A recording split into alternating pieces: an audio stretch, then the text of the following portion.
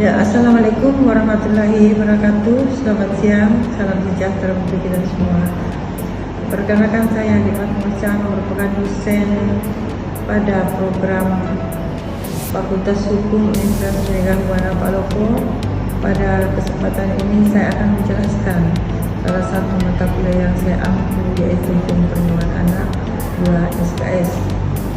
Pada jenjang S1 program studi ilmu hukum mengenai mekanisme yang jelas terhadap kasus kekerasan seksual dan pelecehan seksual di lingkungan perguruan tinggi. Nah, kebijakan ini muncul di tengah makin mengkhawatirnya kasus-kasus pelecehan seksual di lingkungan perguruan tinggi terjadi. Adapun pencapaian hukum perlindungan anak terkait hukum penjeratan terhadap pelaku tindak pidana dan penanganan korban.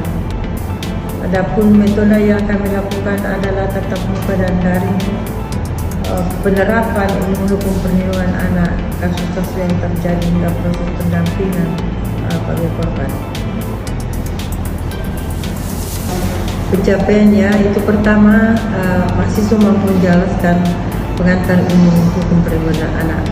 Kemudian kedua, mampu menjelaskan sejarah singkat pelarangan HAM terhadap hak anak. Lalu kemudian ketiga, mahasiswa mampu menjelaskan anak dalam ketentuan asas hukum perlindungan anak. Lalu kemudian kelima, mampu menjelaskan perlindungan anak dalam hukum perdata. Dan keenam, mampu menjelaskan anak korban kekerasan sesuai dengan kewenangannya. Dan ketujuh, mampu menjelaskan sekolah ramah anak. Demikian kami sampaikan. Semoga apa yang kami sampaikan dapat bermanfaat untuk kita semua. Saya akhiri. Assalamualaikum warahmatullahi wabarakatuh.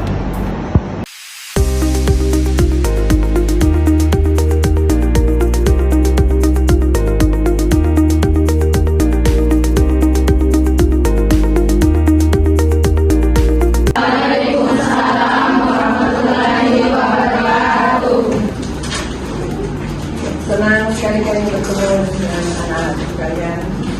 Pada hari ini adalah pertemuan kita yang ke-13.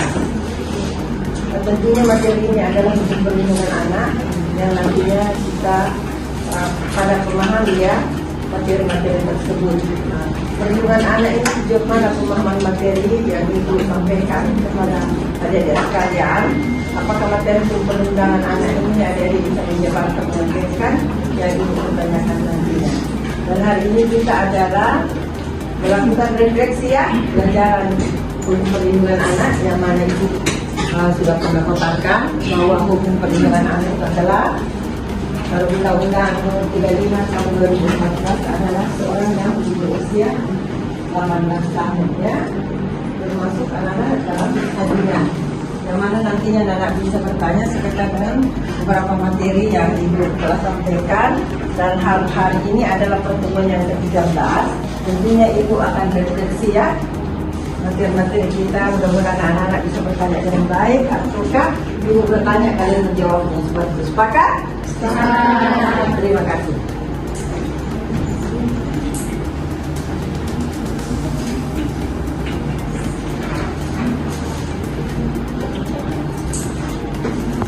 Untuk kebijakan hukum perlindungan anak kita sudah lewati ada beberapa tahapan, termasuk konsep kebijakan perlindungan anak ya.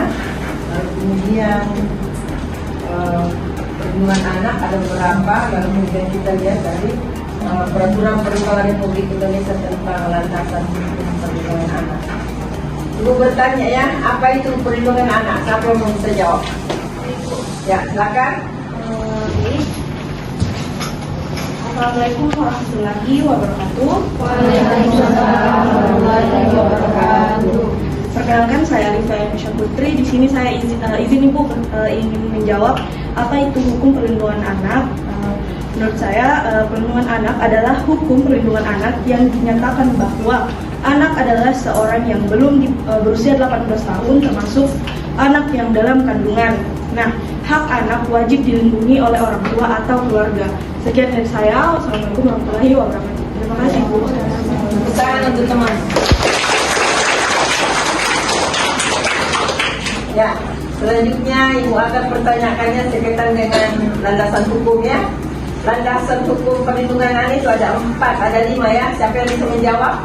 Silakan. Terima kasih atas Ada berapa undang-undang ya? Oke. Terima kasih atas kesempatan yang diberikan. Landasan hukum itu ada 5. Yang pertama, Undang-Undang Republik Indonesia Nomor 4 Tahun 1997 tentang penyandang cacat. Kemudian Undang-Undang Republik Nomor 1 Tahun 2000 tentang pengesahan ILO mengenai pelanggaran dan tindakan penghapusan bentuk-bentuk pekerjaan untuk anak. Kemudian yang ketiga, Undang-Undang Republik Indonesia Nomor 10 Tahun 2012 tentang Konvensi Anak mengenai penjualan anak, prostitusi, dan pornografi. Kemudian yang keempat, Undang-Undang Dasar Republik Indonesia Nomor 11 Tahun 2012 tentang Sistem Peradilan Anak. Kemudian yang terakhir atau nomor 5, Undang-Undang Republik Nomor 35 Tahun 2014 tentang Perlindungan Anak. Mungkin itu jawaban dari saya. Terima kasih. Oke, terima kasih. Ya. Tepuk tangan untuk temanmu. Penyemangatkan teman-teman setiap ibu bertanya lalu kemudian dia jawab itu luar biasa ya. Gitu. Nah, kita lihat di sini peraturannya atau landasan hukum perlindungan anak itu nomor 4 tahun 1997 tentang penyandang cacat termasuk anak disabilitas ya. Nah, anak disabilitas itu dilindungi ya karena mereka punya keterbatasan tidak seperti anak yang normal. Sehingga kita patut menghormati anak-anak tersebut. Lalu kemudian kita lihat Undang-Undang Republik Indonesia Nomor 1 Tahun 2000 itu tentang pengesahan ILO ya mengenai tindakan segera penghapusan bentuk-bentuk kekerasan maksudnya pekerjaannya terhadap anak. Jadi anak yang di bawah umur itu tidak bisa melakukan pekerjaan yang di luar batas kemampuan mereka. Nah, di dalam keterbatasan Undang-Undang Nomor 1 Tahun 2000 tentang ILO ini itu sudah jelas ya tidak bisa kita mengabaikan seorang anak khususnya umur anak yang 18 tahun ke bawah ya. Nah, pada saat anak bekerja kalau usianya umur 14 tahun atau 16 tahun itu bekerjakan, dia tidak boleh melakukan pekerjaan yang kasar seperti semen ya, mencampur semen. Itu kan mencampur semen kadang-kadang anak-anak tidak bisa langsung kena matanya atau apa. Otomatis yang pelaku yang melakukan itu akan ditindak dengan Undang-Undang Perlindungan Perempuan dan Anak. Lalu kemudian dia tidak boleh menggali lubang ya. Itu kerja kasar, tidak boleh anak menggali lubang. Ya, kalau kapan dia menggali lubang di sumur, kadang saya lihat di pekerjaan anak di bawah umur itu sanksinya berat ya, mereka yang melakukan semacam itu. Itu ada ketentuan dalam pasal 80 ya. 2 itu bisa melakukan itu ancaman hukumannya itu di atas undang-undang lex specialis ya, bukan KUHP kita pakai. Itu ancaman hukumannya itu bisa sampai 6 sampai 7 tahun penjara. Seperti itu. Paham? Paham. Ya, kemudian saya lihat di sini ada Undang-Undang Nomor 10 2012 tentang Konvensi Hak Anak mengenai anak prostitusi dan anak pornografi. Jadi anak-anak yang di bawah umur itu tidak boleh kita perlihatkan hal yang aneh ya. Sekarang konten-konten saya di HP itu banyak ya. Mudah-mudahan dia sempat melihat hal-hal yang tidak seharusnya mereka lihat. Banyak hal-hal yang negatif di dalam tidak diperbolehkan anak untuk melihat hal itu ya.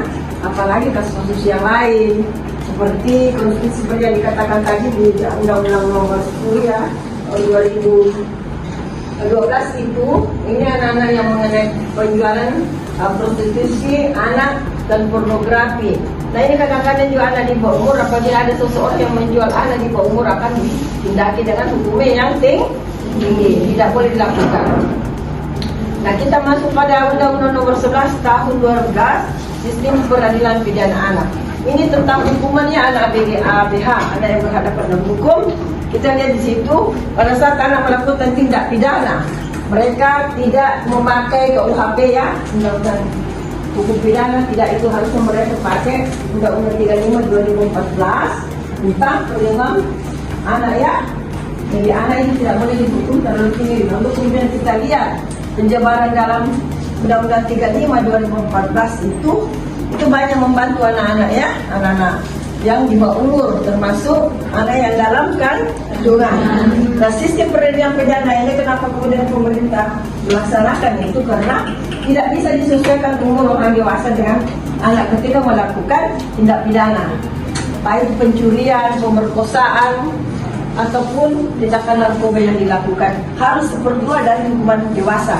Kecuali ya di dalam undang-undang sistem peradilan pidana umur 12 tahun itu biasanya dikembalikan kepada orang tua ya untuk dilakukan pembinaan. Nah, ketika dia 14 tahun itu sudah bisa dihukum sesuai dengan ketentuan yang ada di dalam undang-undang perlindungan anak. Tapi di dalam situ namun di sana 1/2. Umpama dia 5 tahun, 1/2 dia akan menjalani hukumannya 2,5 tahun seperti itu. Lalu kemudian di sini Undang-Undang 35 ya. Ini perubahan Undang-Undang Nomor 23 Tahun 2002 tentang perlindungan anak. Kenapa kemudian Undang-Undang 35 Undang-Undang 32 2002 itu sekitar 12 tahun jedanya baru ada perubahan. Itu ada ditambahkan pasal di dalam adalah sesuai dengan Undang-Undang 35 2014 itu ada pasal yang ditambahkan, yaitu pasal anak yang disabilitas yang tadinya tidak ada ya di situ. Jadi ketika anak disabilitas kita lakukan penganiayaan apa dan sebagainya itu akan kita dituntut oleh penegak hukumnya. Dan di sini juga saya berharap kepada anak-anak sekalian, ketika ada kasus-kasus yang anak-anakku dengar atau kalian sendiri cepat melaporkannya kepada, karena kebetulan kita di sini di Lembaga Perlindungan Perempuan dan Anak sudah termasuk ada LKBH, Lembaga Konsultasi dan Bantuan Hukum. Jadi setiap perkara yang ada di kampus itu minta tolong dilaporkan kepada ibu, tidak usah ragu. Ya, kekerasan seksual jadi tingkat perguruan tinggi itu banyak ya. Hanya anak-anak tidak berani untuk melaporkan hal yang semacam itu ketika ada kasus-kasus yang melibatkan seorang dosen melakukan tindak pidana yang tidak sesuai dengan keinginan kita. Seperti itu, lapor dan tidak usah ragu. Ya, misalnya kalau di lapor itu kan ada tindakan untuk mereka yang melakukan hal pelecehan seksual. Ya, sekarang umur berapa? Kalau 20 ini sudah sekitar 2 ya. Ada 19 itu masih kita lakukan. 16 ada kemarin saya dapat ya melapor di dalam ruangan itu sekitar 17 yang 18 itu masih bisa kami lakukan itu memanggil kepada orang yang melakukan pelecehan seksual ya. Itu dan itu mereka akan ditindaki, bukan hanya dilaporkan ke penegak hukum. Tapi di sini juga sudah ada lembaga konsultasi dan bantuan hukum. Itu kami akan tegakkan dan kami akan membantu korban untuk melapor ke tindak kepolisian. Ya, seperti itu kalau ada. Tidak usah ragu kalau ada yang melakukan dosa, yang melakukan hotel atau apa segala macam. Nah, kita tidak usah ragu, sampaikan sama ibu, saya tindaki seperti itu. Oke?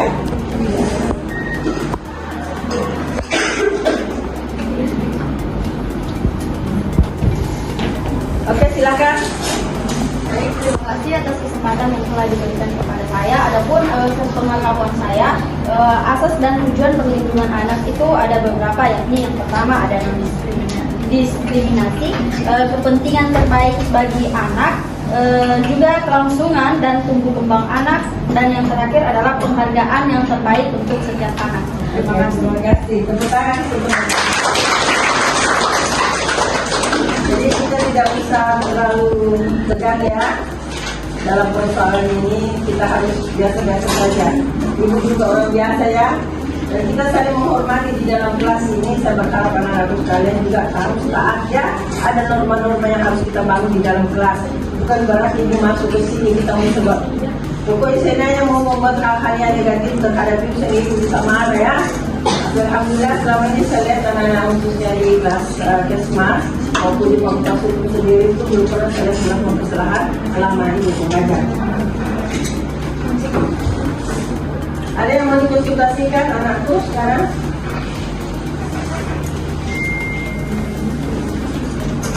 Ini kalau umpama ada temanmu motor, dia melapor sama kamu. Terus ini hak dan kewajiban anak ada kan? Ada. Anak? Siapa yang bisa? Bukan hak dan kewajiban anak. Apa hak dan kewajiban anak? Ini berkaitan dengan hukum perlindungan anak ya. Assalamualaikum warahmatullahi wabarakatuh. Waalaikumsalam warahmatullahi wabarakatuh. Perkenalkan, nama saya Sabrina Rahma Iksan. Di sini tadi ada pertanyaan ibu tentang hak seorang anak.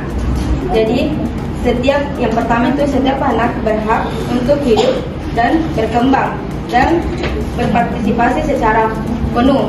Yang kedua itu setiap anak berhak atas pendidikan sebagai ditas dirinya. Dan yang ketiga, setiap anak berhak mengetahui orang tuanya. Sekian dan terima kasih.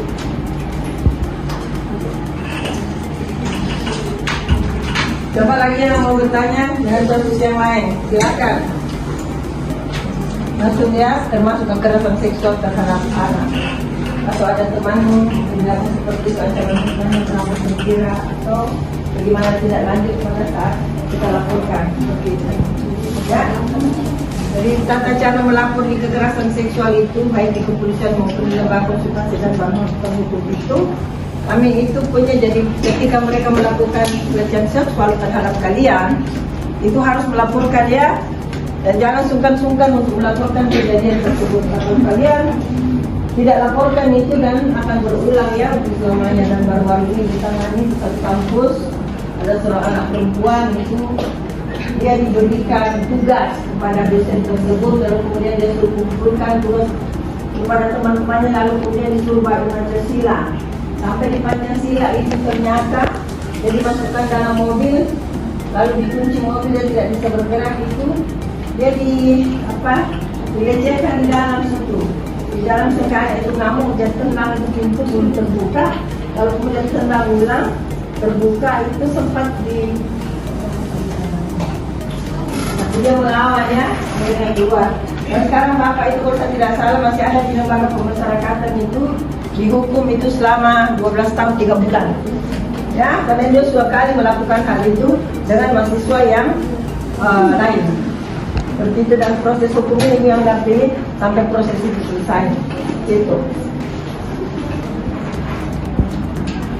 Assalamualaikum warahmatullahi wabarakatuh. Waalaikumsalam warahmatullahi wabarakatuh. Perkenalkan, nama saya Usman Hasanah.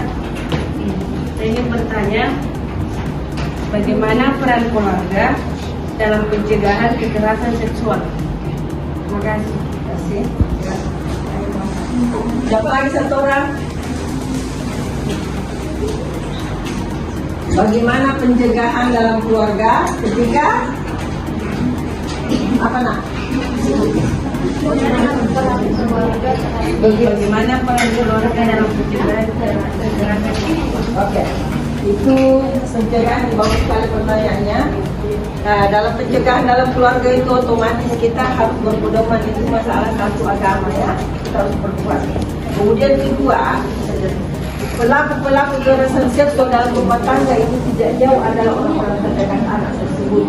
Ya, nah kalau kemudian kejadian seperti itu ada gejala, cepat laporkan, jangan tinggal. Sampaikan ibu, kadang-kadang kita melapor sama ibu karena kita sudah tahu melakukan hal semacam itu, orang tua. Sampaikan ibu, kita lapor bapak, tapi bapak tidak mau. Ya, kadang-kadang kalau kita lapor kita tidak makan. Karena ancaman hukumannya itu melakukan pelecehan seksual kepada anak itu tinggi ya, itu tinggi. Ya ini tidak main itu maksimal itu minimal itu 5 tahun, maksimal 15 tahun. Lalu kemudian kalau keluarga sendiri, orang tuanya atau kakaknya yang melakukan hal tersebut ditambah dengan hukuman dari hukuman yang 15 tahun. Jadi bisa sampai 18 tahun di dalam itu. Ada lagi yang nakut sebelum kita tutup. Belajar kita melakukan hal itu, bertanya ya. Ada? Nah, ketika kalian ada seorang dosen melakukan pelecehan seksual kepada kalian, jangan sedang melapor ya, seperti itu. Karena relasi mereka itu dia punya jabatan di sini, terkadang juga kita sakit melaporkan ya. Dan ada yang bantuan di bawah itu, kita harus banyak melakukan hal itu. Biar dia bukan ada nomor kota sudah banyak terjadi di ini ya, di kampus-kampus, hanya mereka tidak berani untuk melaporkan karena biasa dari kekosan dia itu tidak bisa kita laporkan dia seorang dosen. Kita takut bila kita tidak melakukan dengan baik ya, begitu. Dan saat jangan ragu-ragu untuk melaporkan hal itu kepada ibu ya, lembaga informasi dan bantuan hukum. Mungkin barangkali sampai di sini pertemuan kita hari ini. Insya Allah ke depan kita akan luas ya pada pertemuan ke-16. Baik anak-anakku sekalian, Ibu akhiri pertemuan kita sore hari ini. Sekian, assalamualaikum warahmatullahi wabarakatuh. Waalaikumsalam warahmatullahi wabarakatuh.